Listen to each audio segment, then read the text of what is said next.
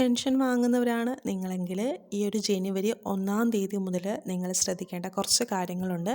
ഈ ഒരു കാര്യങ്ങൾ നിങ്ങൾ ശ്രദ്ധിച്ചാൽ മാത്രമായിരിക്കും നിങ്ങൾക്ക് തുടർന്നുള്ള മാസങ്ങളിലും ആ ഒരു പെൻഷൻ എമൗണ്ടായ 2000 രൂപ നിങ്ങളുടെ അക്കൗണ്ടിലോട്ട് എത്തത്തുള്ളൂ. കഴിഞ്ഞ വർഷം അതായത് നവംബർ മാസം മുതൽ നമുക്ക് 2000 രൂപ ആയിട്ടാണ് നമ്മുടെ ഈ ഒരു പെൻഷൻ എമൗണ്ട് കൂട്ടിയിരിക്കുന്നത്. അപ്പോൾ ആ ഒരു നവംബറും ഡിസംബറും നമുക്ക് 2000 രൂപ തന്നെയാണ് ആ ഒരു പെൻഷൻ എമൗണ്ട് കിട്ടിയത്. അതുപോലെ ഈ ഒരു ജനുവരി മാസം മുതൽ നമുക്ക് ആ ഒരു എമൗണ്ട് തന്നെയായിരിക്കും നമ്മുടെ പെൻഷൻ എമൗണ്ടായിട്ട് കിട്ടാൻ പോകുന്നത്. അപ്പോൾ ഈ ഒരു പെൻഷൻ വാങ്ങുന്നവർ ശ്രദ്ധിക്കേണ്ട കുറച്ച് കാര്യങ്ങളാണ് നമ്മൾ ഇന്നത്തെ വീഡിയോയിൽ പറയാൻ വേണ്ടിയിട്ട് പോകുന്നത്. കാരണം ഒരുപാട് അനർഹരായിട്ടുള്ള ആൾക്കാർ ഇപ്പോഴും പെൻഷൻ വാങ്ങുന്നുണ്ട്. അതുമാത്രമല്ല ഓരോ ദിവസവും പെൻഷന് വേണ്ടിയിട്ട് അപേക്ഷിക്കുന്ന ആൾക്കാരുടെ എണ്ണവും കൂടി വരികയാണ്.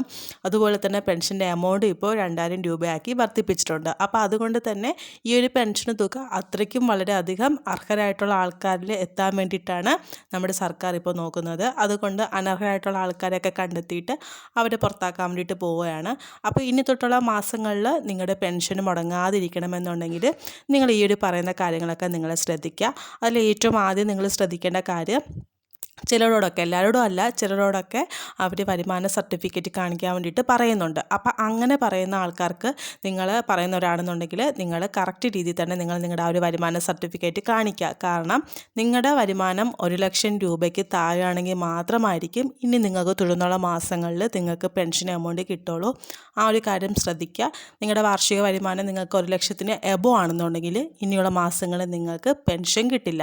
അപ്പോൾ ചിലർക്കൊക്കെ മാത്രം ചില ഡൗട്ടും കാര്യങ്ങളും വരുന്നതുകൊണ്ട് അങ്ങനെയുള്ള ആൾക്കാരോട് വരുമാന സർട്ടിഫിക്കറ്റ് സബ്മിറ്റ് ചെയ്യാൻ വേണ്ടിയിട്ട് പറയുന്നുണ്ട്.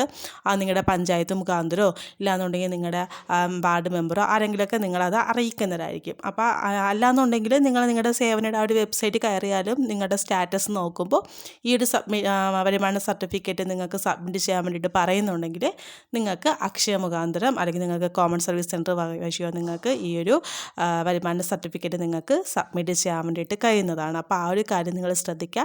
ഈ ഒരു കാര്യം പറയുന്നവർ മാത്രം ചെയ്താൽ മതിയാകും. എല്ലാവർക്കും ഇത് ബാധകമല്ല. ആ ഒരു കാര്യം ശ്രദ്ധിക്കുക കേട്ടോ. അതുപോലെ തന്നെ രണ്ടാമത്തെ കാര്യം മസ്റ്ററിങ് മസ്റ്റാണ്. കാരണം മസ്റ്ററിങ് ചെയ്തിട്ടുണ്ടെങ്കിൽ മാത്രമായിരിക്കും തുടർന്നുള്ള മാസങ്ങളിൽ നിങ്ങൾക്ക് ഉറപ്പായിട്ട് നിങ്ങളുടെ പെൻഷൻ മുടങ്ങാണ്ട് നിങ്ങൾക്ക് കിട്ടുള്ളൂ. ആ ഒരു കാര്യം ശ്രദ്ധിക്കുക. അപ്പോൾ ഇതുവരെയും മസ്റ്ററിങ് ചെയ്യാത്തവരാണെന്നുണ്ടെങ്കിൽ അതിൻ്റെ ഡേറ്റും കാര്യങ്ങളൊക്കെ നിങ്ങൾ കറക്റ്റ് രീതിയിൽ തന്നെ നിങ്ങളത് ചെയ്ത് മുന്നോട്ട് പോവുക. ഇല്ലയെന്നുണ്ടെങ്കിൽ നിങ്ങൾക്കിനി പെൻഷൻ മുടങ്ങും, അത് ഉറപ്പാണ്. അപ്പോൾ നിങ്ങൾ ആ ഒരു ചെയ്യാത്ത കാര്യങ്ങൾ മസ്റ്ററിങ് ചെയ്യാത്തവരാണെങ്കിൽ നിങ്ങൾ ഉറപ്പായിട്ട് നിങ്ങൾ മസ്റ്ററിങ് ചെയ്യുക. അതേപോലെ തന്നെ ഇപ്പോൾ വിധവ പെൻഷൻ വാങ്ങുന്നവരുണ്ട്. അതുപോലെ തന്നെ 50 വയസ്സ് കഴിഞ്ഞിട്ടും വിവാഹം കഴിക്കാത്തവരും ആ ഒരു പെൻഷനും കാര്യങ്ങളൊക്കെ വാങ്ങുന്നവരുണ്ട്. അപ്പോൾ അങ്ങനെയുള്ളവരാണെന്നുണ്ടെങ്കിൽ നിങ്ങൾ ഇതുവരെയും പുനർവിവാഹം ചെയ്തിട്ടില്ല എന്ന് തെളിയിക്കുന്ന, അല്ലെങ്കിൽ നിങ്ങൾ ഇതുവരെ വിവാഹം കഴിച്ചിട്ടില്ല എന്ന് തെളിയിക്കുന്ന ആ ഒരു സർട്ടിഫിക്കറ്റ് നിങ്ങൾ സബ്മിറ്റ് ചെയ്യേണ്ടി വരും. കാരണം 2-3 മാസമായിട്ട് ഈ ഒരു വിധവ പെൻഷനൊക്കെ മുടങ്ങുന്ന ഒരുപാട് ആൾക്കാരുണ്ട്. അപ്പോൾ അവർക്ക് വേണ്ടിയിട്ടാണ്. കാരണം അവർ ഈ ഒരു സർട്ടിഫിക്കറ്റ് സബ്മിറ്റ് ചെയ്താൽ മാത്രമായിരിക്കും തുടർന്നുള്ള മാസങ്ങളിൽ നിങ്ങൾക്ക് ഈ ഒരു പെൻഷൻ തുക കിട്ടുള്ളൂ. പിന്നെ പെൻഷൻ മുടങ്ങിയെന്ന് കരുതി നിങ്ങൾ പേടിക്കേണ്ട കാര്യമില്ല. നിങ്ങൾ എന്നാണോ ഈ ഒരു ഡോക്യുമെൻറ്റ്സ് സബ്മിറ്റ് ചെയ്യുന്നത് അതിനുശേഷം നിങ്ങൾക്ക് പിടിച്ചിട്ടുള്ള ആ ഒരു കംപ്ലീറ്റ് എമൗണ്ടും നിങ്ങളുടെ അക്കൗണ്ടിലോട്ട് എത്തുന്നതായിരിക്കും. കാരണം ഇപ്പോഴത്തെ ഈ 2 മാസം കൊണ്ട് ഒരുപാട് പേർക്ക് ആ ഒരു രീതിയിലുള്ള പെൻഷൻ കിട്ടുന്നില്ല. അപ്പോൾ നിങ്ങൾ വിവാഹം കഴിച്ചിട്ടില്ല അല്ലെങ്കിൽ നിങ്ങൾ പുനർവിവാഹം കഴിച്ചിട്ടില്ല എന്ന് തെളിയിക്കുന്ന ആ ഒരു സർട്ടിഫിക്കറ്റ് നിങ്ങൾ സബ്മിറ്റ് ചെയ്യുക. ആ ഒരു കാര്യം നിങ്ങൾ ശ്രദ്ധിക്കുക.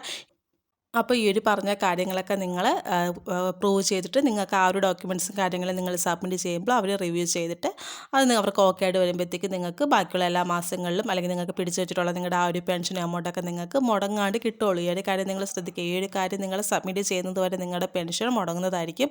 അതാണ് ചിലർക്കൊക്കെ ഇതുവരെയും പെൻഷൻ എമൗണ്ട് കിട്ടാത്തത്. ഇതറിയാത്ത ഒത്തിരി ആൾക്കാരുണ്ട്. അപ്പോൾ അവർക്കൊക്കെ നിങ്ങൾ മാക്സിമം ഈ വീഡിയോ ഒന്ന് ഷെയർ ചെയ്ത് കൊടുക്കുക. നിങ്ങൾ ഷെയർ ചെയ്ത് കൊടുത്താൽ മാത്രമായിരിക്കും അവർക്കിത് എന്താ കാര്യങ്ങളെന്നൊക്കെ അറിയാൻ കഴിയും. കാരണം ഇതൊന്നും അറിയാത്തവരാണ് ഈ ഇപ്പോൾ ഡോക്യുമെൻറ്റ്സൊക്കെ സബ്മിറ്റ് ചെയ്യാൻ ചിലർക്ക് അറിയത്തില്ല. അപ്പോൾ അവർ അങ്ങനെ തന്നെ ഇരിക്കുകയാണ്. അതാണ് അവർക്ക് ആ ഒരു കുറേ മാസങ്ങൾ കൊണ്ട് പെൻഷൻ മുടങ്ങുന്നത്. അപ്പോൾ അവർക്കൊക്കെ വീഡിയോ ഒന്ന് ഷെയർ ചെയ്ത് കൊടുക്കുക. അതുപോലെ നിങ്ങൾ വീഡിയോ ഒന്ന് ലൈക്ക് ചെയ്യുക. വീഡിയോ ലൈക്ക് ചെയ്താൽ മാത്രമായിരിക്കും ഈ ഒരു വീഡിയോ മറ്റുള്ളവർക്ക് എത്തുള്ളൂ. അതുപോലെ ഇതുപോലത്തെ അപ്ഡേറ്റ്സും കാര്യങ്ങൾക്കൊക്കെ വേണ്ടിയിട്ട് ജസ്റ്റ് എൻ്റെ ചാനലിലൂടെ ഒന്ന് സബ്സ്ക്രൈബ് ചെയ്തേക്കുക. അപ്പോൾ നമുക്ക് വീണ്ടും നല്ലൊരു അപ്ഡേറ്റ്സ് ആയിട്ട് കാണാം. താങ്ക്